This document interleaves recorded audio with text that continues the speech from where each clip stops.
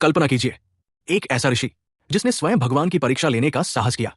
जहां देवता भी कांपते हैं, वहां वो अकेले चले, ये जाने कि सृष्टि में सबसे महान कौन है।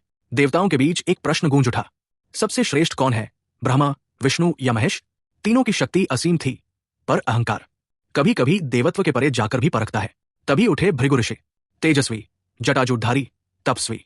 उन्होंने कहा, मैं तीनों की परीक्षा लूंगा और सृष्टि को बताऊंगा कौन है वास्तव में सर्वश्रेष्ठ। भृगु पहुंचे ब्रह्मलोक, जहां ब्रह्मा सृष्टि रचने में लीन थे। भृगु बिना प्रणाम किए सीधे उनके सामने खड़े हो गए। ब्रह्मा की आंखों में क्रोध चमका, उनकी चारों मुख लाल पड़ गए। भृगु, तू मेरे सामने बिना प्रणाम किए कैसे खड़ा है?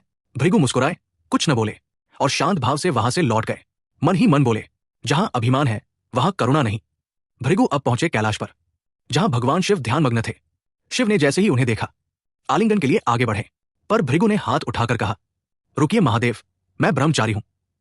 शिव का तीसरा नेत्र कंपकंपा उठा, गुस्से की ज्वाला भड़कने लगी। पार्वती ने शीघ्रता से आगे बढ़कर शिव को शांत किया। भृगु बोले, यहां भी क्रोध है, यह भी श्रेष्ठ नहीं। अब भृगु पहुंचे बैकुंठ लोक। वहां सब कुछ शांत था।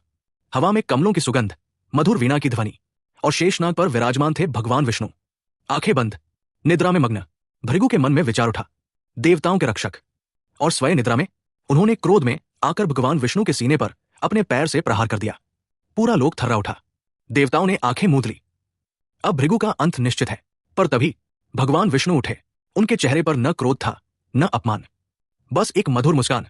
उन्होंने झुककर भृगु के पैर अपने हाथों में लिए और बोले, हे मुनिवर, मेरे सीने पर आपके चरण लगे, कहीं आपके पैर में चोट तो नहीं लग गई? भृगु स्तब्ध रह गए, उनकी आंखों से आंसू बह निकले। वो कांपते हुए बोले, प्रभु, आज मैंने जाना, जहां क्षमा है वही सच्चा ईश्वर है। भृगु ने सिर झुका लिया, उनका अहंकार जलकर राख हो गया। देवताओं ने घोषणा की, विष्णु ही परमेश्वर है, क्योंकि उनके भीतर है प्रेम, करुणा और क्षमा। वैकुंठ में गूंज उठा, जय विष्णु भगवान। भक्ति का अर्थ केवल पूजा नहीं, भक्ति है जब हम अपमान में भी प्रेम ढूंढ ले और क्रोध में भी क्षमा कर सके। अगर ये कहानी आपके दिल को छू गई हो तो लाइक शेयर जरूर करें।